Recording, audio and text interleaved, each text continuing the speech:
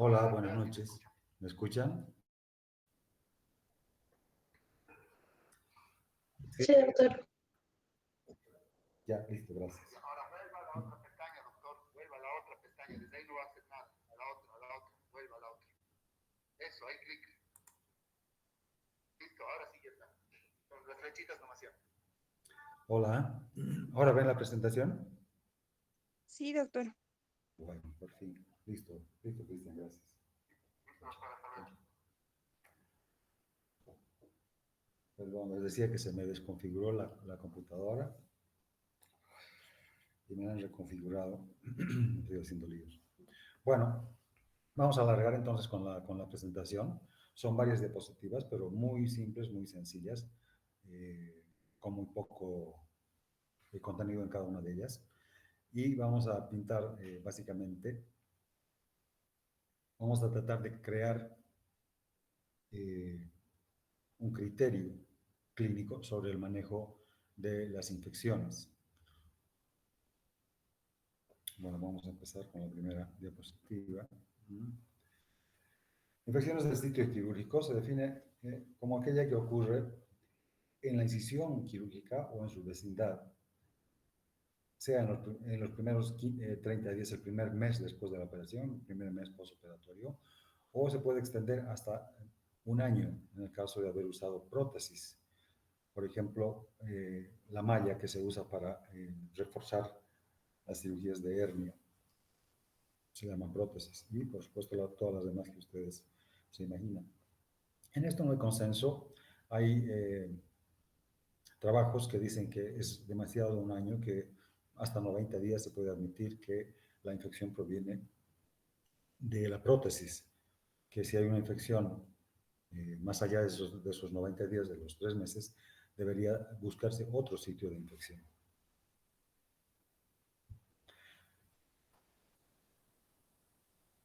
Las heridas se clasifican por la profundidad a que se presentan o que comprometen. En superficiales, aquellas que solo afectan la piel y el tejido celular subcutáneo. Son profundas cuando comprometen los músculos y la saponeurosis. Y se llaman órgano-cavitarias cuando comprometen los órganos manipulados durante la intervención, es decir, la cavidad peritoneal.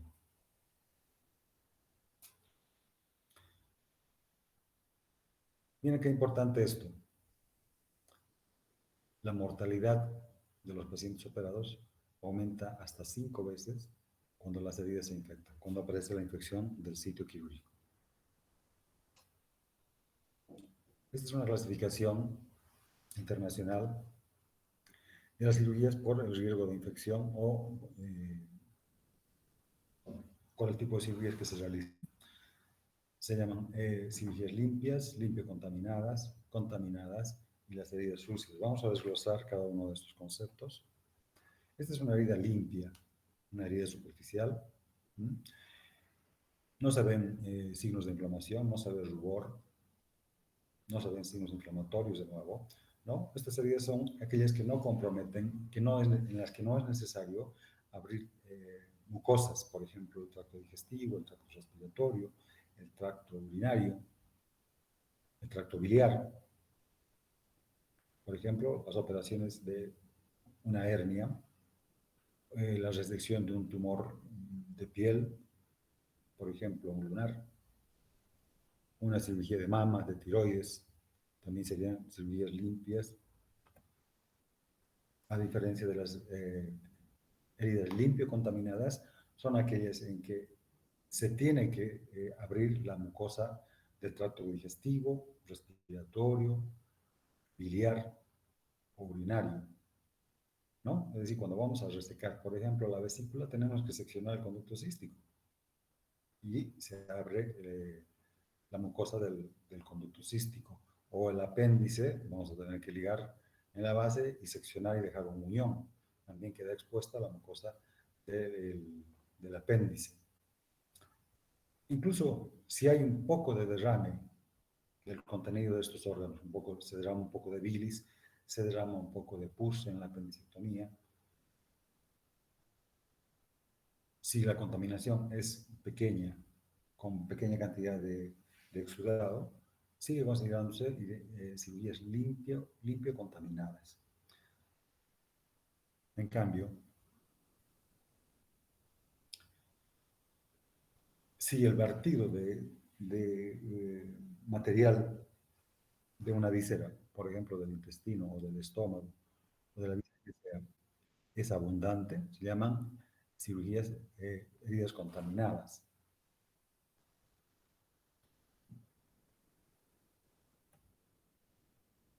Estas son heridas contaminadas. Se ven placas de fibrina, seguramente se ha encontrado pus libre en la cavidad peritoneal, ¿no? Vamos a volver. Estas en realidad, estas son las heridas contaminadas. Y cuando vemos un gran compromiso de todas las vísceras, de toda la cavidad peritoneal, constituyen una sepsis. Estas se llaman directamente cirugías sucias. Son aquellas patologías que han sido, se ha demorado en atender, se ha demorado en operar por cualquier razón, porque el paciente no acudió oportunamente, porque se automedicó, porque en el lugar donde vive no había posibilidad de que se opere. Bueno, cuando ha pasado mucho tiempo, muchos días con la víscera perforada, se producen esto que son las heridas sucias, directamente sucias. Es decir, hemos hablado de heridas limpias, limpio contaminadas, las contaminadas, y estas las peores son heridas sucias. Cuando ha habido una gran contaminación como esta, seguramente han pasado, si hubiese sido, por ejemplo, una apendicitis perforada, probablemente han pasado más de 5 días, tal vez una semana, y en ocasiones bastante más que eso, hasta que llegan a un hospital donde puede ser operada. En todos estos casos de contaminación se debe hacer un lavado. Cuando ha habido una pequeña fuga, el lavado regional. Pero cuando hay una peritonitis generalizada, debe lavarse toda la cavidad abdominal, todos los espacios, ordenadamente, todos los espacios. Por ejemplo, los subfrénicos, empezando por el izquierdo, el subhepático, luego el subfrénico izquierdo, se va rotando hacia el flanco izquierdo, luego la pelvis, flanco derecho y se retorna hacia el hígado. Se debe hacer un lavado profuso, tratando de dejar totalmente limpia la cavidad. Sin embargo, en estos casos en que ya hay placas de fibrina, es imposible desprenderlas todas. Algunas se pueden desprender con cierta facilidad, pero es casi imposible retirar todas. Y si forzamos demasiado, podemos lacerar las vísceras y producir perforaciones, fístulas, una situación aún peor. Entonces, dentro de lo razonable se debe hacer un buen lavado. Cuando hay esta situación de varios días de evolución de la enfermedad, lo mejor es no cerrar el abdomen, porque estos tejidos siguen infectados y van a seguir produciendo pus. Y no es conveniente cerrar la pared y volver a abrir y volver a hacer y volver a suturar y volver a abrir, porque cada vez que suturamos, los tejidos, la aponeurosis se va desplegando y finalmente no vamos a tener con qué suturar. Entonces, en estos casos se plantea hacer una laparostomía contenida, es decir, no cerrar la herida, dejarla totalmente abierta, todos los planos abiertos hasta la cavidad peritoneal, y cubrir las vísceras simplemente con una lámina de plástico, como se ve en este caso. En este caso se llama bolsa de Bogotá. Se ve que le han hecho unos puntos, ¿no?, de la bolsa a la pared, al peritoneo. Estos puntos no son necesarios. Simplemente con una lámina grande de plástico se envuelve todos los intestinos hasta la raíz del mesenterio y queda así. No se va a eviscerar al paciente. Por supuesto que sobre esta lámina de plástico se hace una curación con apósitos embebidos en un antiséptico. Se cubre con apósitos grandes, como los apósitos de quemado o los apósitos de colostomía, y cubrir totalmente. Y encima hacer un vendaje, una faja abdominal, y el paciente, según su estado, puede salir a una cama de terapia intensiva, y si no es tan grave por ahí puede salir, o la terapia está ocupada, se puede manejar incluso en la sala general. ¿Mm? Y después de 24 o 48 horas o 72 horas, se vuelve a llevar al paciente a quirófano y bajo anestesia general se retira esta lámina de plástico, se examinan las vísceras, si está limpia, porque al exponerse al medio ambiente, ¿no? eh, se eliminan las bacterias más virulentas, que son las anaerobias, las que producen necrosis de los tejidos, de los músculos y de la saponeurosis. Más el tratamiento antibiótico que se recibe este paciente, puede que ya a las 48 horas o 72 horas, retirando esta lámina de plástico, las vísceras estén limpias, no se encuentre exudado, no se encuentre pus. Entonces se puede realizar una sutura, una síntesis del plano profundo de la aponeurosis. Y de todas maneras es conveniente aún dejar abierta la capa superficial, es decir, la piel y el tejido celular subcutáneo, porque el tejido celular subcutáneo es el tejido más que peor defensa tiene. Tiene muy pocos vasos sanguíneos, la irrigación es muy pobre y entonces se dificulta la llegada tanto de glóbulos blancos, es decir, de las defensas normales del organismo, como de los antibióticos que nosotros le administramos para ayudar en este proceso de exterminar la infección, de eliminar la infección, de eliminar las bacterias, ¿no? Entre el sistema inmunitario del paciente y los antibióticos que nosotros le suministremos al paciente, vamos a poder controlar la infección superficial. Y recién entonces podemos realizar una sutura de la piel y el tejido celular subcutáneo. Otra alternativa es la que han visto los estudiantes que rotan conmigo, ¿no? Una vez cerrada la aponeurosis, quedando abierta la piel y el tejido celular subcutáneo, se puede curar con azúcar. Y en 2 o 3 días de curar con azúcar, generalmente la herida está limpia, en estado de granulación, y se puede afrontar los bordes de la herida, se puede afrontar la piel de cualquier manera. Puede ser con puntos, puede ser con cintas adhesivas simplemente. Y se constituye esto en una cicatrización, perdón, por tercera intención. Es decir, se llama cicatrización por primera intención cuando, como en las heridas limpias, hacemos una sutura borde a borde de piel y cicatriza.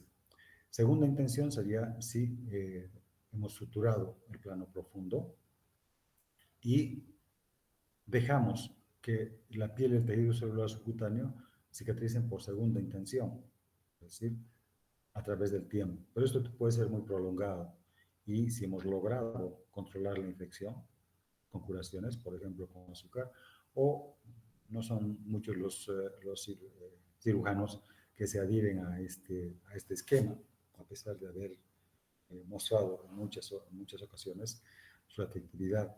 Bueno, cada uno cura como mejor sabe hacerlo. En el caso de haber controlado la infección, el que cura con antisépticos está bien. Igualmente, si logra controlar la infección y empieza la granulación, la etapa de granulación, puede hacer una sutura, ya sería por tercera intención. Bien.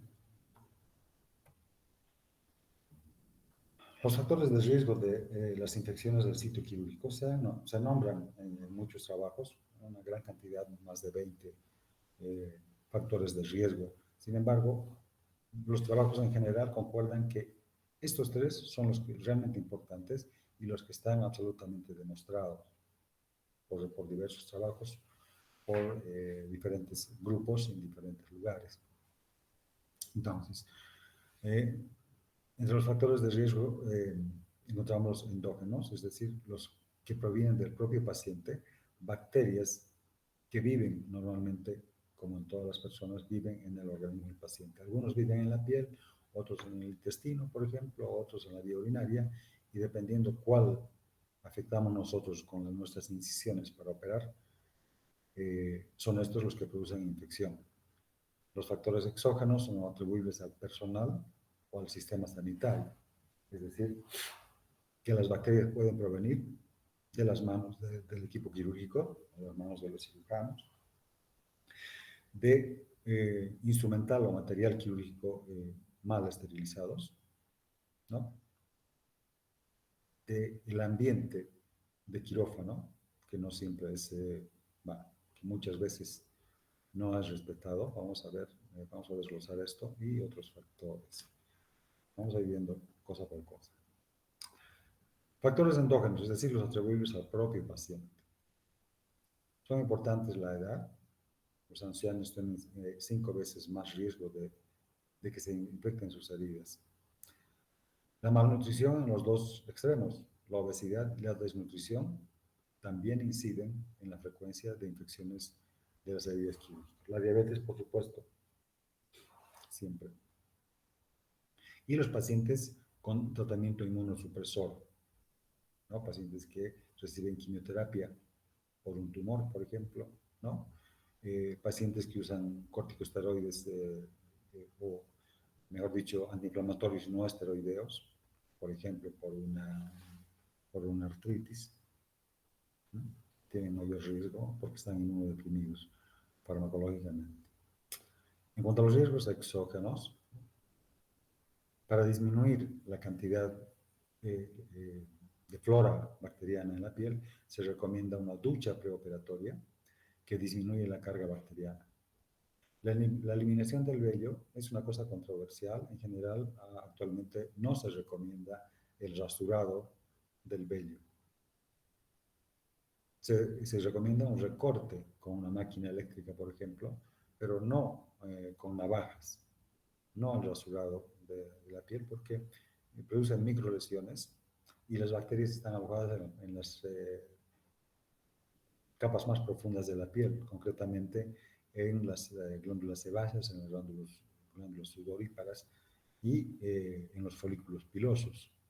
Entonces, al rasurar, retiramos la parte más superficial de la piel y dejamos que afloren estas bacterias alojadas en los sitios que hemos señalado.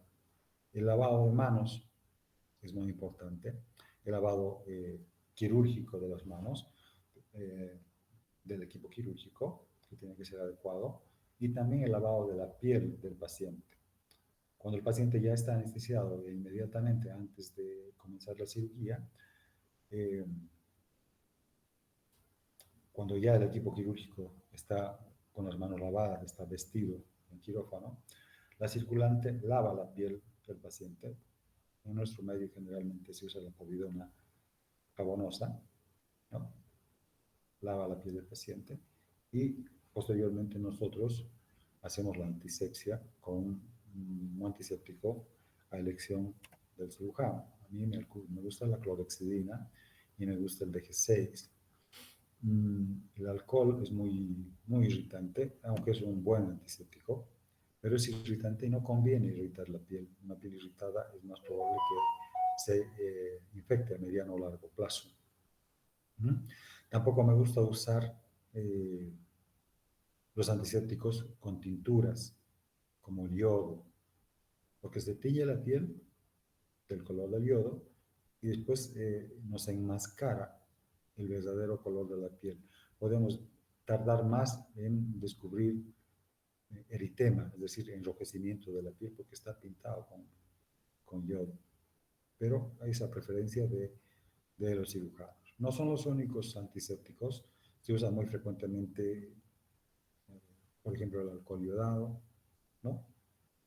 Pero estos, digamos que son los más frecuentemente usados y de los cuales la mayor recomendación es de la clorhexidina, al 2%.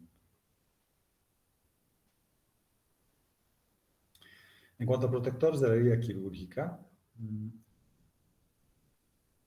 hay que mencionar que la piel del paciente es una de las principales fuentes de microorganismos que causan infección del sitio quirúrgico. Para evitar que los gérmenes de la piel sean trasladados al interior de la cavidad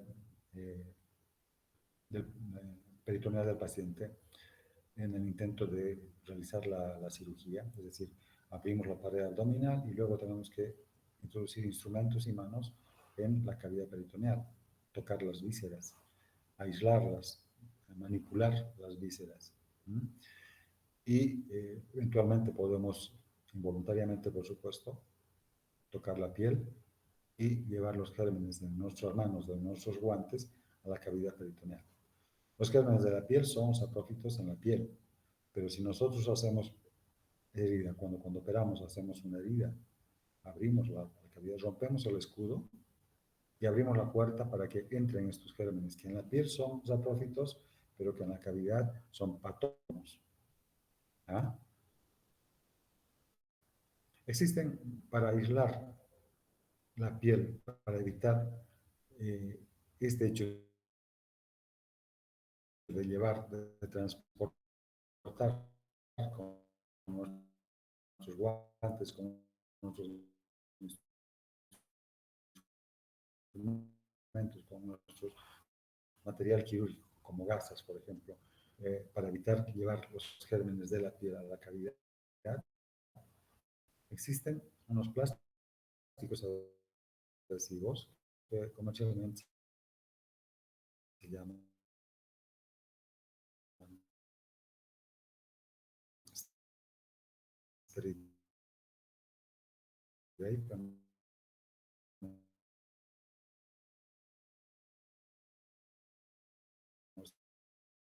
nuestro medio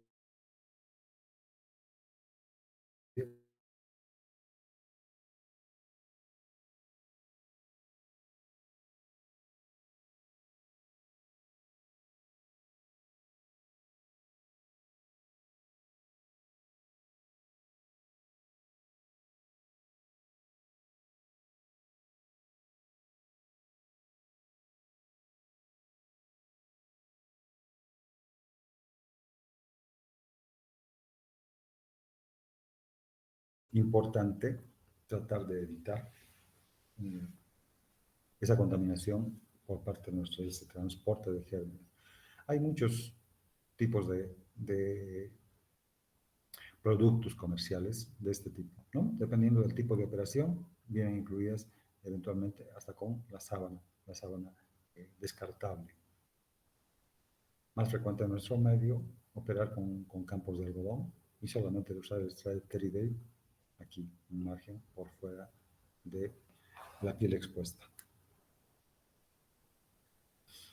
También son importantes los materiales de sutura. Existen materiales monofilamento, como son el polipropileno, por ejemplo, como es el nylon y el mismo cadmio, que son monofilamento. Otras suturas que son trenzadas, por ejemplo, la seda, el Vicryl, el Dexon, como ejemplos, ¿no? También está demostrado que las suturas continuas tienen menos riesgo de infección que las suturas interrumpidas, es decir, los puntos separados pueden producir con más frecuencia infección del sitio quirúrgico que las suturas continuas, que el surgé. Hay mayor manipulación para hacer cada punto, se tiende a ajustar más de la cuenta cada nudo, cada punto, con mayor irritación de la piel, mayor isquemia y cicatrices menos cosméticas.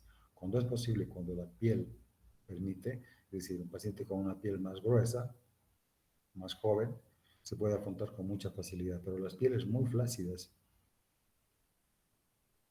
especialmente en ancianos, son muy difíciles de afrontar con una sutura continua. También se pueden hacer suturas o síntesis, mejor dicho, no suturas, con grapas metálicas. Igualmente tienen buenos resultados. Están recomendadas las suturas impregnadas en triclosan. En realidad, la única sutura que viene en triclosan es el cadmio triple y el cadmio cromado. Reduce las infecciones organocavitarias. Esto también está en controversia. Hay trabajos que dicen que no tiene mayor trascendencia, que las suturas embebidas en antisépticos o en antibióticos no se ha demostrado una verdadera utilidad. Esta es una sutura de polipropileno, la reconocemos ¿Por qué no? Porque son monofilamento y por el color, ¿no? Cada tipo de sutura tiene un color. La seda es negra, el catgut, que es tripa de gato, tiene un color casi como la grasa, y el Weichsel es celeste también, pero diferente. Este sería el corte, ¿no? Al corte, una sutura monofilamento. ¿Ven?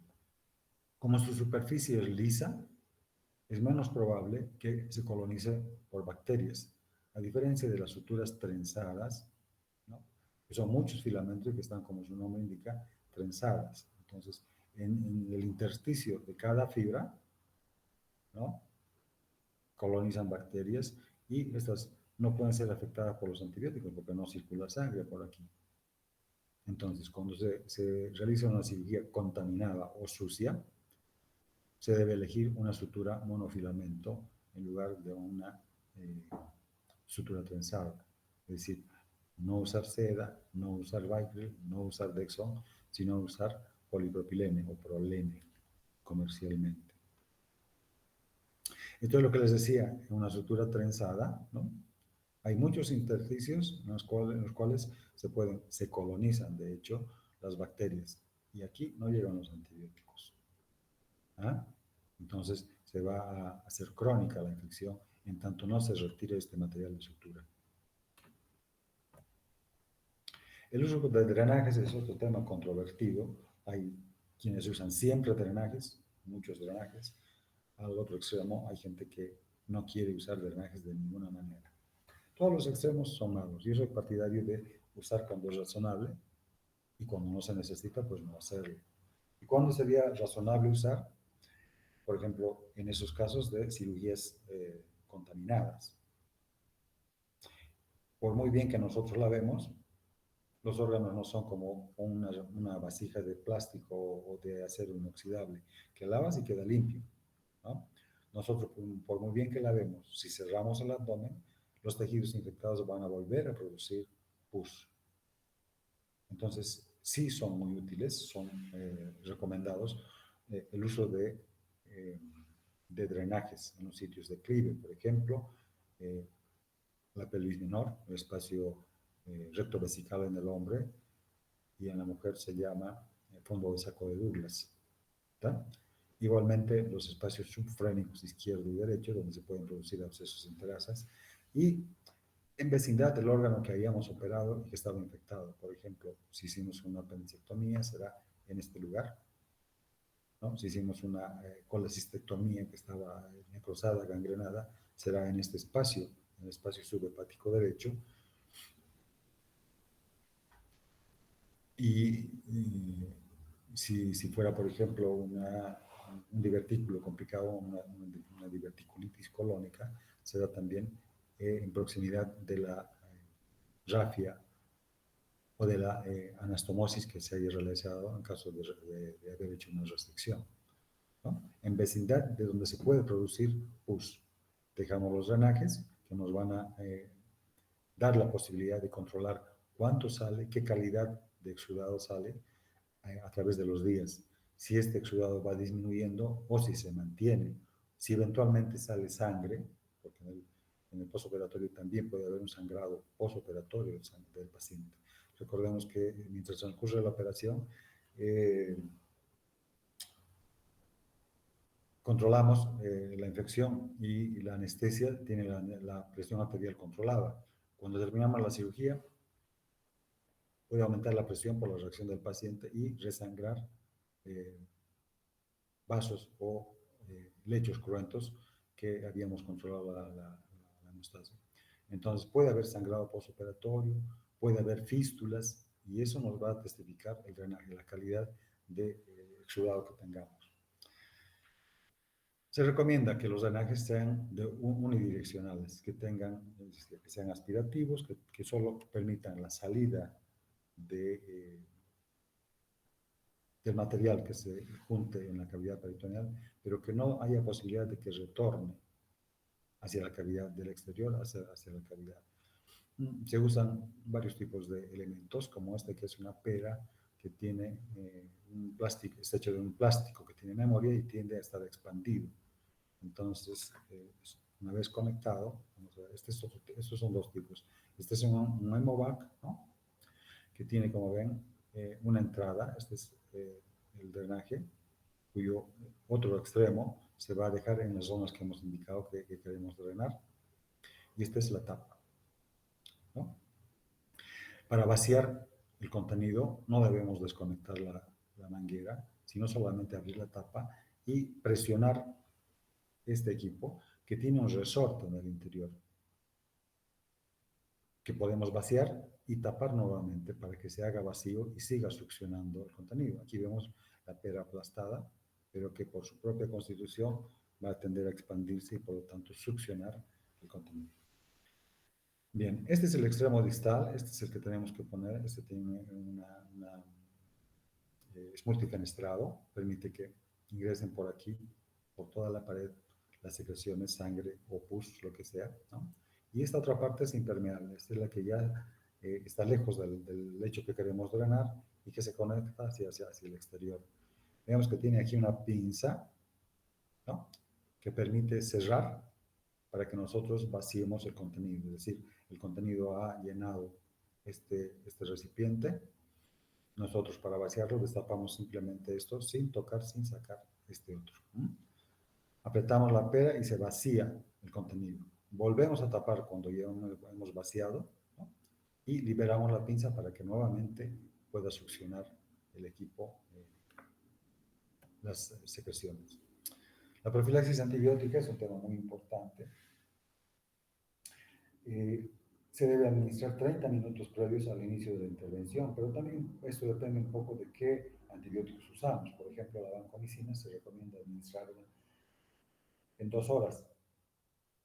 Entonces habrá que empezar 2 horas antes en el caso de haber elegido la vancomicina como antibiótico profiláctico.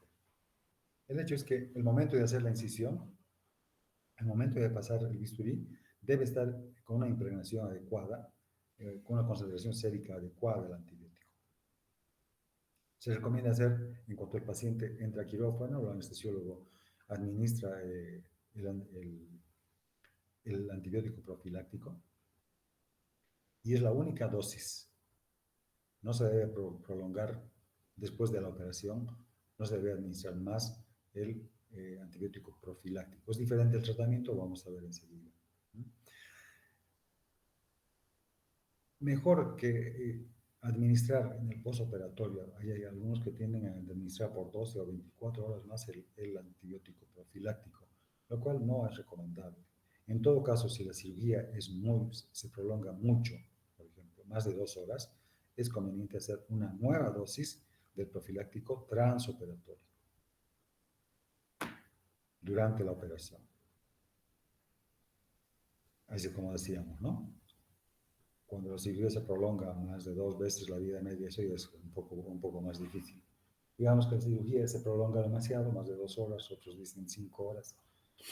Habría que hacer otra dosis de antibiótico profiláctico en caso de que no se haya generado infección, vertido de contenido intestinal, por ejemplo, en la cavidad.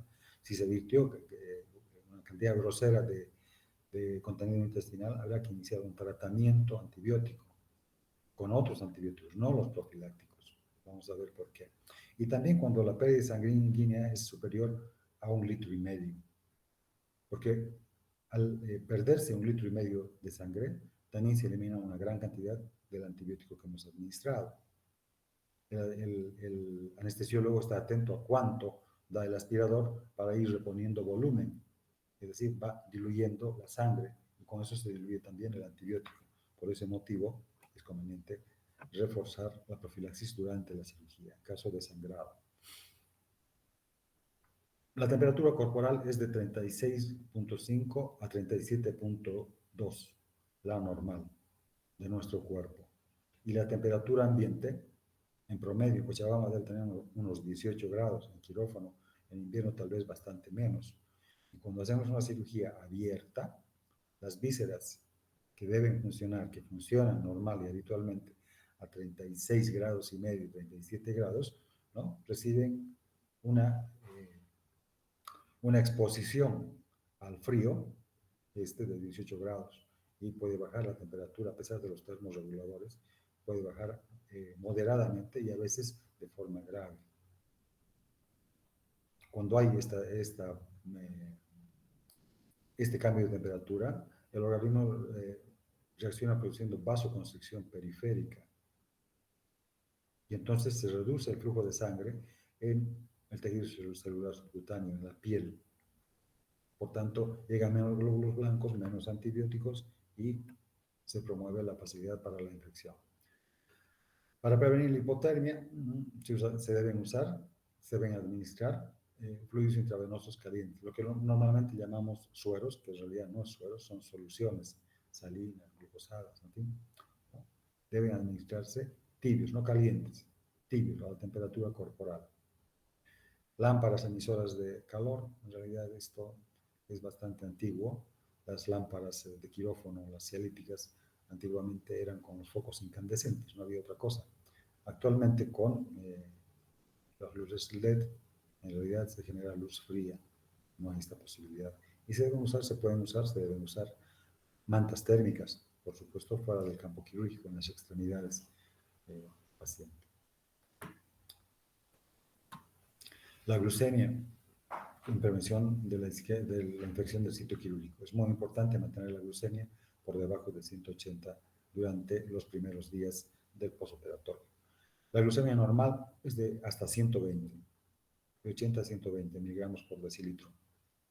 Pero se admite que hasta 150, 180 miligramos por decilitro no es necesario hacer tratamiento. Más allá de eso, especialmente después de una cirugía con anestesia general, indicamos, restringimos la ingesta del paciente, la ingesta de alimentos, porque debido a la exposición al frío, el intestino se paraliza, se produce un ilio posoperatorio. Entonces, hasta que se restituye el peristaltismo, el paciente está prohibido de ingerir alimentos. Y bueno, para manejo de la glucemia hay que usar insulina, la única forma de controlar, ¿no? Pero hasta 180 o incluso hasta 200 no sería necesario administrar insulina. La fluidoterapia. Es decir, hay una tendencia a hiperhidratar al paciente. Uno no se siente contento, el anestesiólogo no se siente contento si no tiene un buen volumen diurético, porque eso garantiza que el riñón está funcionando bien, que hay una buena perfusión de tejidos, reflejados por la función renal, por la producción de orina. Pero cuando está hiperhidratado, se produce edema. Y cuando hay edema, los vasos son aplastados, literalmente, por la presión del líquido intersticial, ¿no? Se produce isquemia y lo mismo que antes, lo mismo que la baja de temperatura, hay una menor irrigación de los tejidos, los líquidos, incluyendo el antibiótico, están diluidos, ¿no? La sangre está diluida, los líquidos, el líquido intersticial está diluido y aumentan las infecciones. En cambio, la restricción de fluidos se asocia con una menor incidencia del sitio quirúrgico. Lo que debe lograr el anestesiólogo mientras nosotros estamos operando, generalmente poco o nada nos acordamos de cuánto líquido le están administrando, ¿no? Lo ideal es que el paciente tenga entre 50 y 100 mililitros de diuresis por hora. Nada más que eso. No hay necesidad de administrar más líquidos. La necesidad de transfusión sanguínea se asocia también con una mayor incidencia del sitio quirúrgico. Vamos a ver más adelante, esto no es atribuible a la sangre propiamente, sino lo que motivó la transfusión. Vamos a ver más adelante. Eso es lo más importante, ¿no? La mayor parte de las infecciones quirúrgicas se deben a la contaminación de la herida durante la intervención, con gérmenes de la piel, como ya hemos hablado antes, o con gérmenes del intestino, o con la bilis, ¿no? Normalmente el contenido intestinal está ocupando el intestino y el intestino está preparado para eso, la mucosa no permite que las bacterias atraviesen la pared. Pero nosotros al cortarlo, al hacer incisiones, o si fue una perforación espontánea, lo mismo, ¿no? Estas bacterias de la cavidad intestinal o de la piel puede infectar los tejidos que normalmente son estériles, como son la pared abdominal, el tejido celular subcutáneo. Las reintervenciones igualmente aumentan el riesgo de infecciones hasta 7 veces. La causa más frecuente de reintervención quirúrgica es el sangrado. Como habíamos dicho, por mucho que uno se esfuerce en hacer hemostasia, puede resangrar el paciente después que hemos cerrado la herida. Y nosotros no podemos tardar mucho en darnos cuenta de que ha sangrado. Cuando baja la presión, cuando el paciente se pone pálido, hacemos un laboratorio y vemos que el hematocrito ha caído, ¿no? Podemos hacer imágenes, podemos hacer una ecografía para demostrar que hay un derrame peritoneal.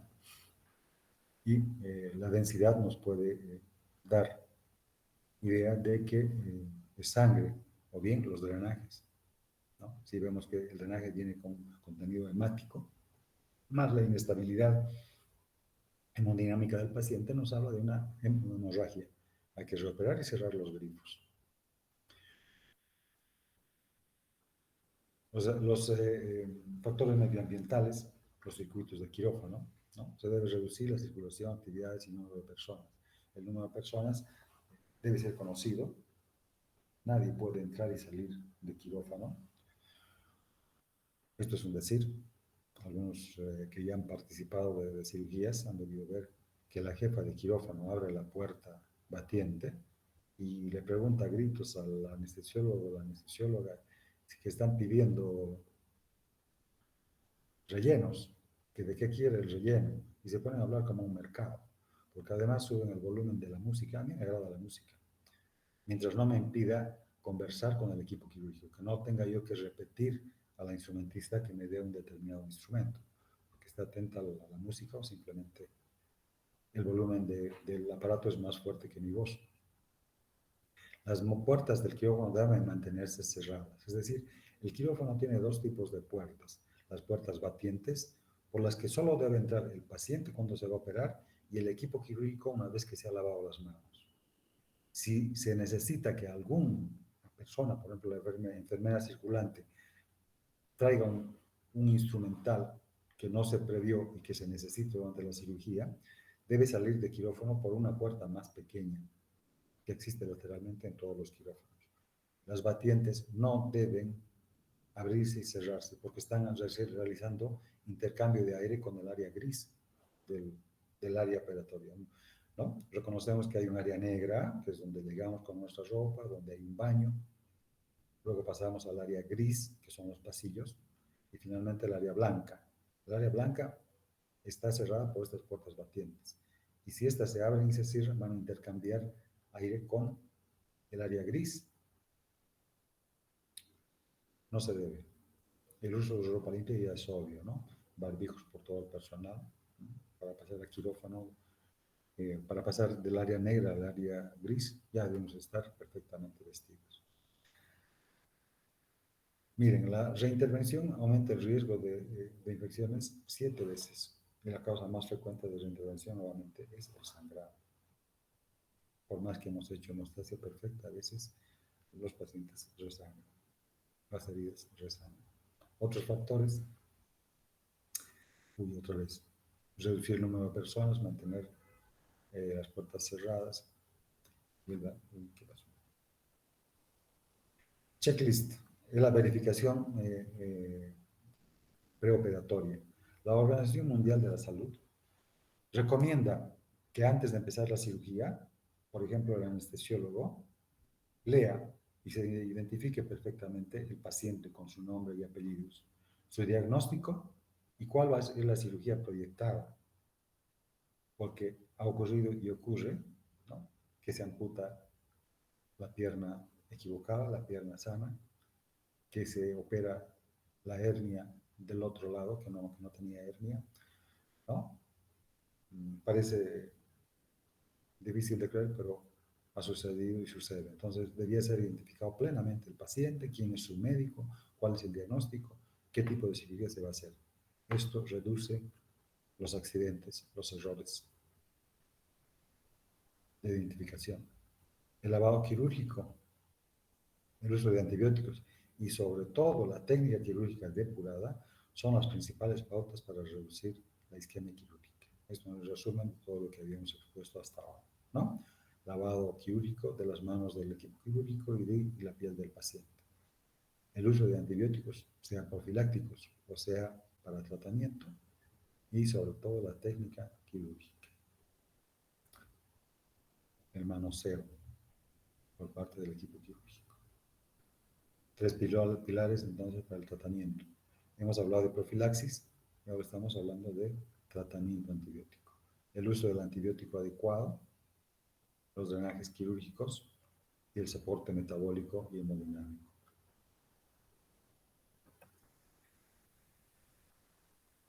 El tratamiento antibiótico, diferente de la profilaxis.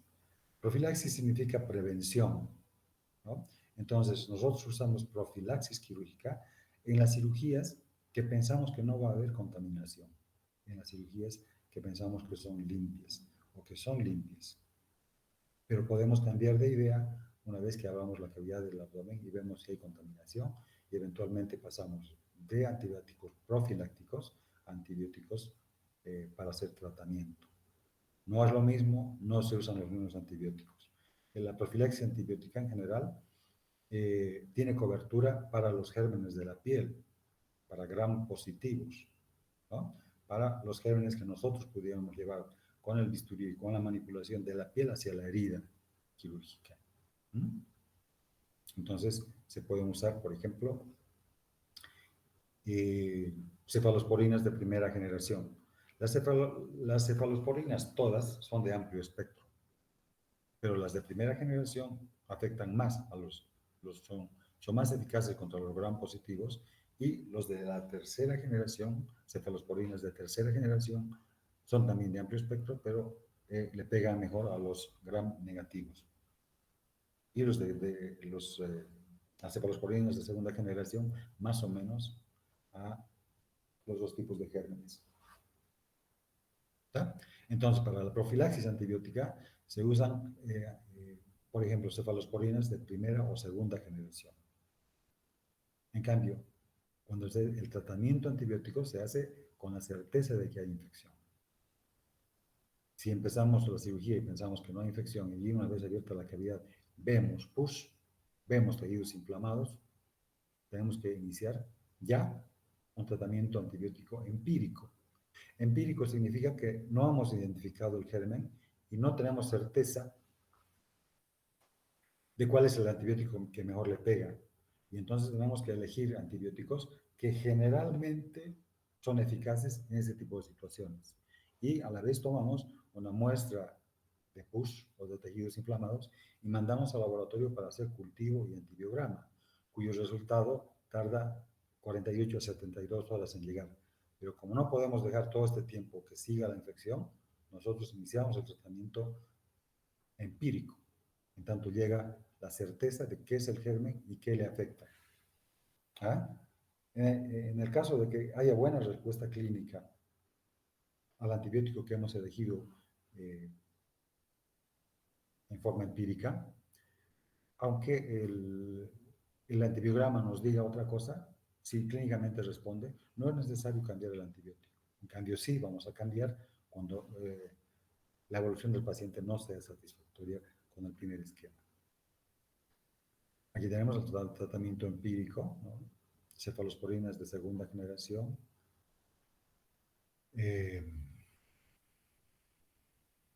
gentamicina, se puede usar amicacina,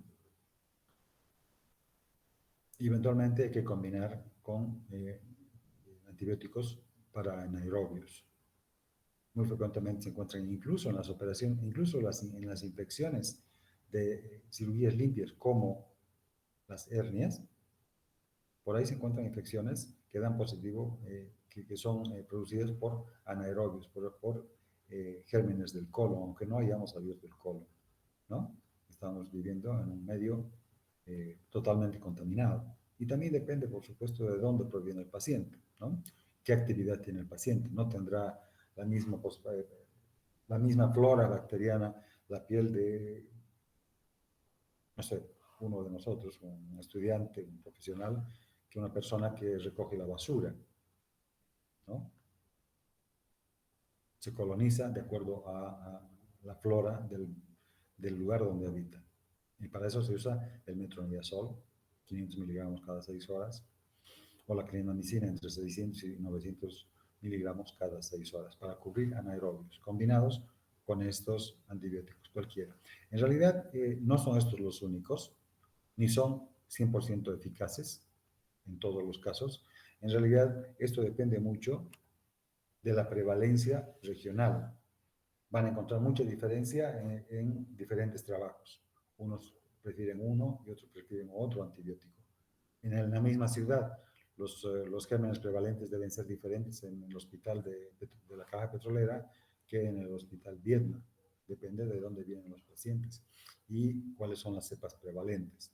En realidad, tiene que haber protocolos de seguimiento entre el laboratorio y el departamento de infectología. Y periódicamente, por lo menos una vez al año, debían decirnos cuál es el antibiótico, cuál es el germen prevalente, cuál es el antibiótico que mejor le está pegando, para que nosotros, de esa manera, con esa base, podamos plantear el tratamiento empírico. ¿Está? En cuanto a las transfusiones perioperatorias, no se ha demostrado como causa directa de infección la sangre transfundida. En realidad, se transfunde porque el paciente estaba hipovolémico, con menor llegada de oxígeno a los tejidos. Y se piensa que esta es la causa de que los pacientes con transfusiones tengan más infecciones que el que no ha recibido transfusiones. Es importante el oxígeno, la buena perfusión de los tejidos con oxígeno para prevenir, para evitar las infecciones. En los pacientes con cirugía colorectal se debe indicar oxígeno húmedo por puntas nasales en el postoperatorio, por lo menos los 2 o 3 primeros días. Disminuye la incidencia de infecciones del sitio quirúrgico. El lavado quirúrgico, el uso de antibióticos y sobre todo la técnica quirúrgica depurada reduce el riesgo de infecciones del sitio quirúrgico. Nuevamente, estas cosas son las más importantes, ¿no? Por nuestra parte, lavarnos adecuadamente las manos y tener técnicas asépticas, depuradas. Superinfección, vamos a definir algunos conceptos importantes, ¿no? Se llama superinfección a una segunda infección que ocurra tras otra anterior por un germen diferente, por una bacteria diferente de la primera infección, o exógeno. Puede ser exógeno o endógeno, ¿no? Porque el paciente que permanece internado en el hospital más de 48 horas adquiere la flora bacteriana del hospital, es decir, son gérmenes generalmente resistentes a muchos antibióticos. O sea que una reinfección en el hospital generalmente es por gérmenes hospitalarios y va a requerir otro tipo de manejo con otros antibióticos, de acuerdo a antibiograma y de acuerdo a la prevalencia de gérmenes del hospital en esta temporada, que puede cambiar en unos meses, en un año, seguramente van a cambiar los gérmenes prevalentes en cada hospital. La resistencia es la capacidad de un microorganismo para resistir a los efectos de un antibiótico y se produce por selección natural a través de mutaciones al azar de una o de algunas bacterias y que luego se pueden transmitir esa información genética horizontalmente por el intercambio de plasmidios con otras bacterias. Es decir, no solamente transmiten a su descendencia las bacterias de esta resistencia, sino también a las que están en este momento produciendo la infección.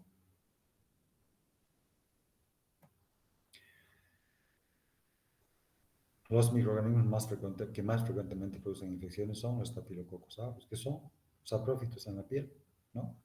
60% de las infecciones son por los gérmenes que normalmente habitan la piel y que nosotros al hacer incisiones, al operarlos, abrimos la puerta, rompemos el escudo y permitimos que penetren a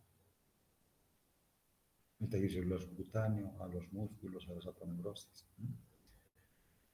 La Escherichia coli, el 23%, es un germen que vive en el intestino, en la materia fecal. Este también, el Staphylococcus epidermis, 19%, y enterococos, es decir, gérmenes de la piel y del colon, son los más frecuentes agentes de las infecciones de la herida quirúrgica.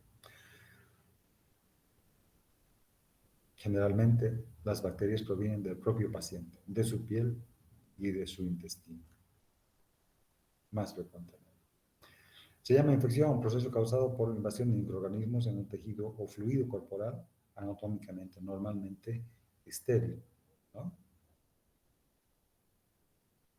Vamos a ver cómo es la progresión de una infección.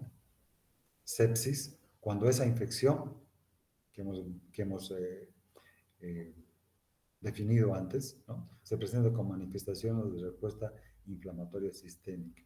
Hay fiebre, hay hipotermia, taquicardia, taquipnea y leucocitosis o leucopenia, los dos extremos.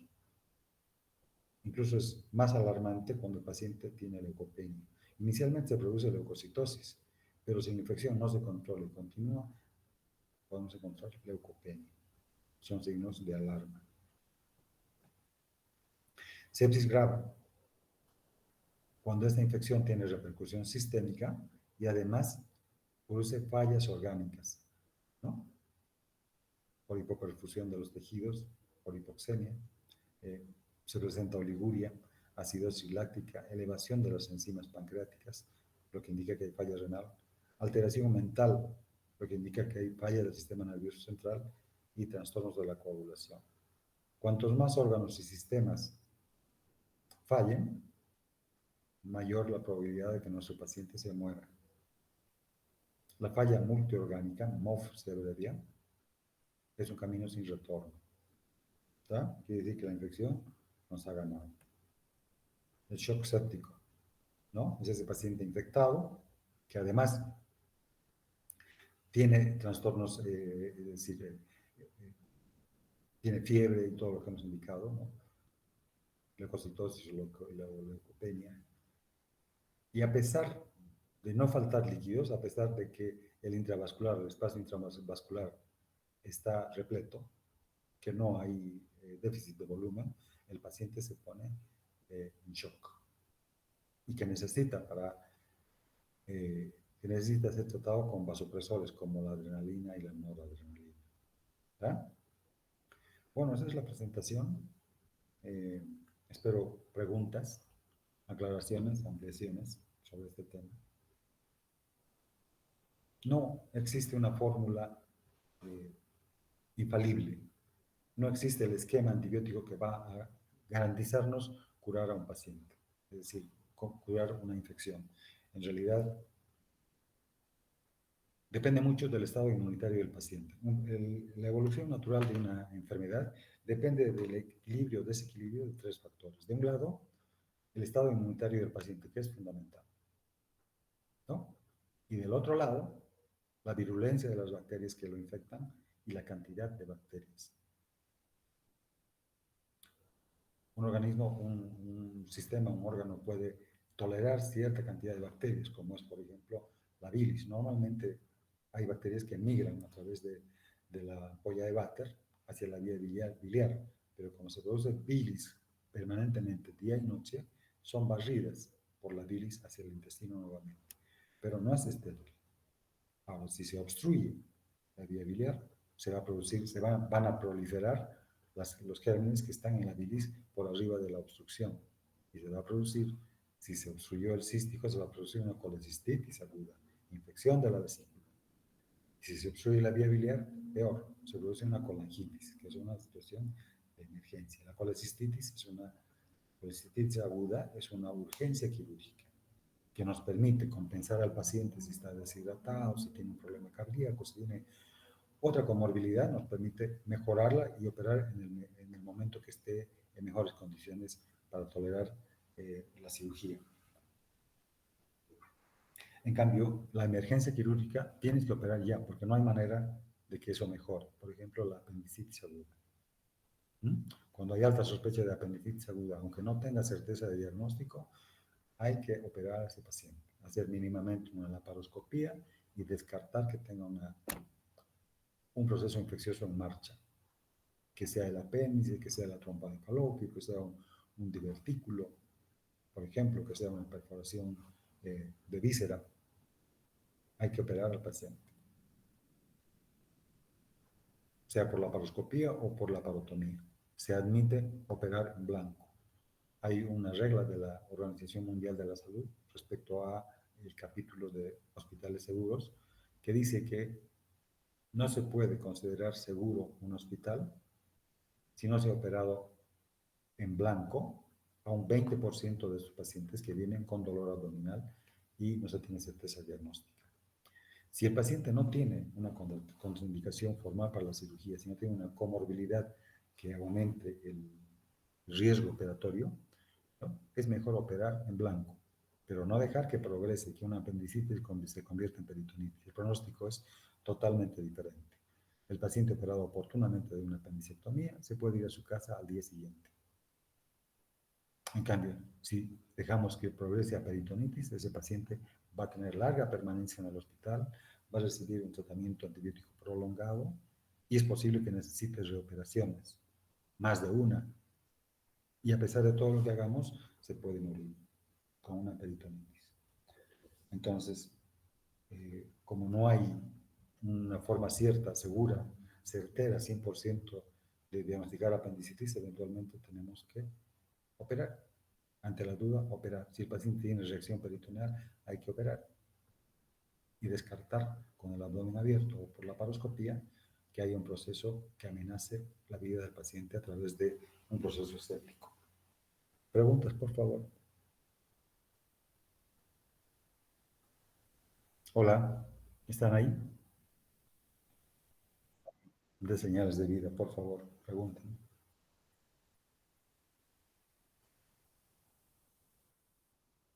Nadie.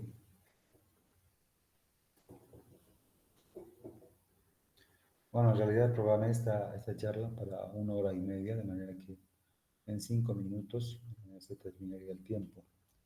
Así que si alguien tiene una pregunta, le pido por favor que la formule. Es un poco difícil para todos los temas, son muy amplios, abarcar absolutamente todo el conocimiento que hay sobre ese tema. En general se presenta un esquema. Lo que yo pretendo es que ustedes se formen criterio fundamentalmente, ¿no? Después en los cursos sucesivos van a ir profundizando el conocimiento y a través de la vida van a seguir profundizando y van a aparecer nuevas terapéuticas y van a cambiar los métodos, la metodología de tratamiento médico.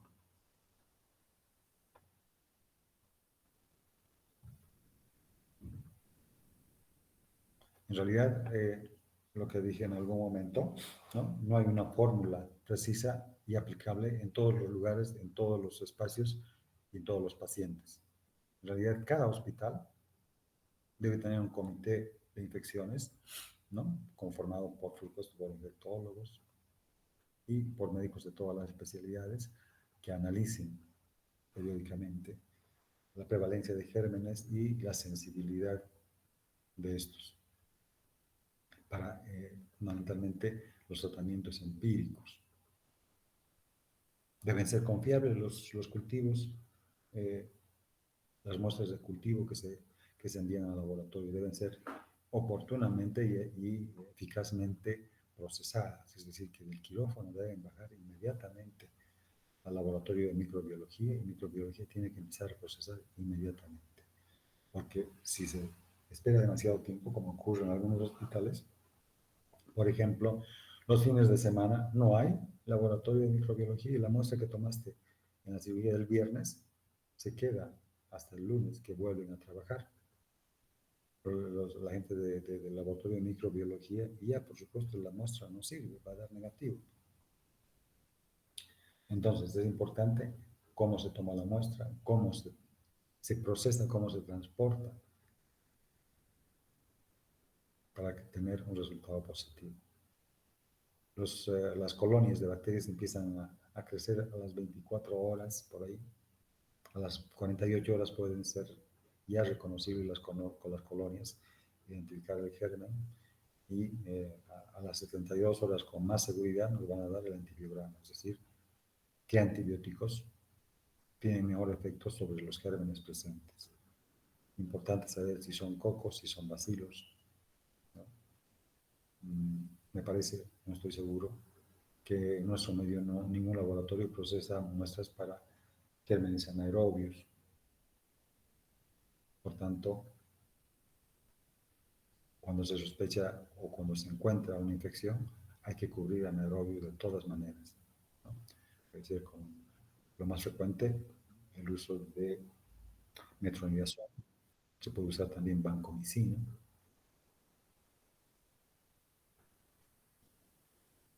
Y hay un antibiótico que se ha abandonado hace muchos años, que era muy bueno y sigue siendo bueno, pero que se han reportado casos de anemia plástica, es el cloramfenicol.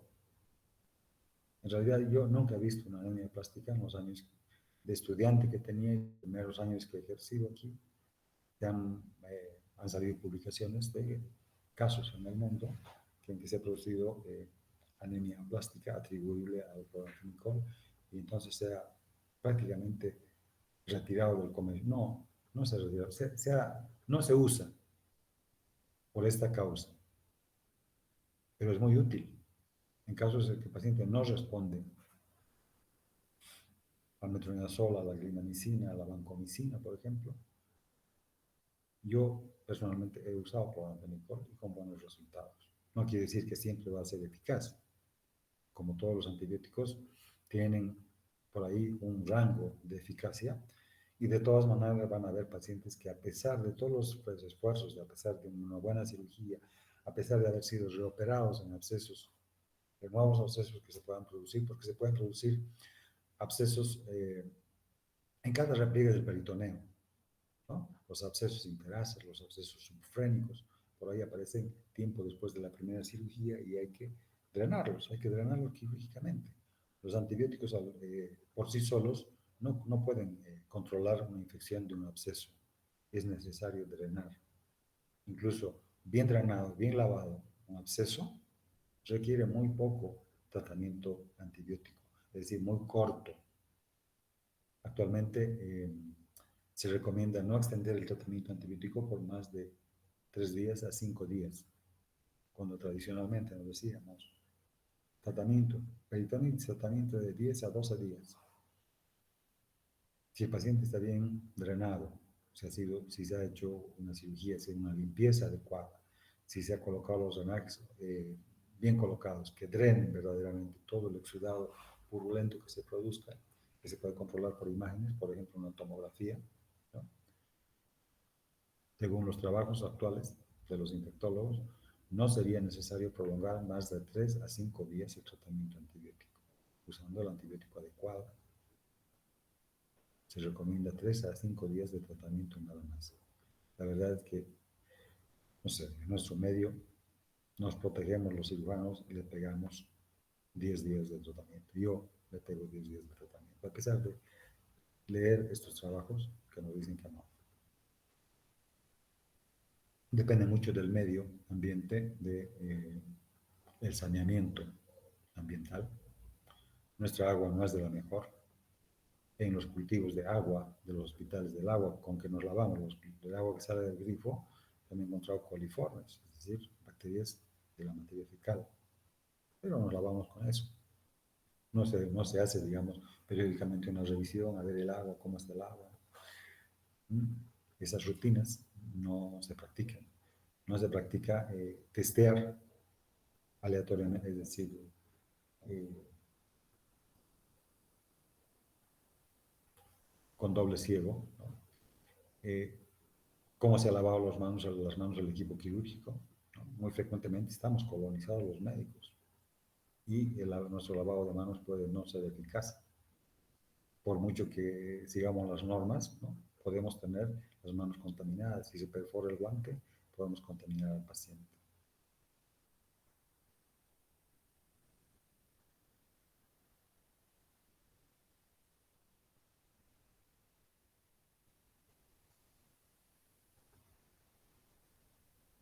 Los médicos en general somos portadores de gran cantidad de gérmenes porque vivimos en un ambiente de ese tipo, ¿no? Gran parte de los pacientes en un hospital tienen algún tipo de infección. Y los que no, basta que permanezcan 2 días internados, se colonizan con los gérmenes del hospital. Un paciente que ha estado en el preoperatorio internado por mucho tiempo, por cualquier cosa, porque no se completaron los estudios, porque se demora la evaluación cardiológica o cualquier motivo que prolongue por más de 2 días el preoperatorio, el paciente está colonizado con los gérmenes hospitalarios. Por más que sea la infección primaria de la herida, hay que considerar que es una sobreinfección, una superinfección por gérmenes hospitalarios. El paciente debiera internarse un día y operarse al día siguiente, es decir, para cirugía programada, debía internarse y operarse al día siguiente. No prolongar la estadía preoperatoria. En caso de los pacientes